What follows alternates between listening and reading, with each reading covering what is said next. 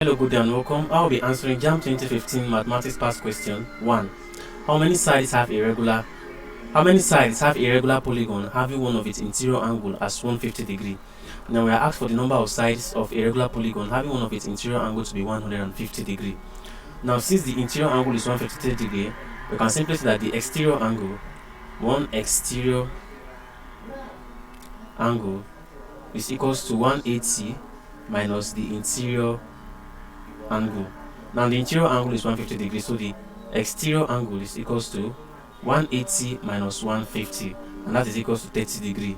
So one exterior angle is 30 degree, and like we know, the sum of exterior angle of a regular polygon is equals to 360 degree. So therefore we can simply say that that the number of sides of this regular polygon is equals to 360 all over one of its exterior angles. Now 360 divided by 30 will give us 12. Therefore, the regular polygon is a 12-sided polygon, which is option A.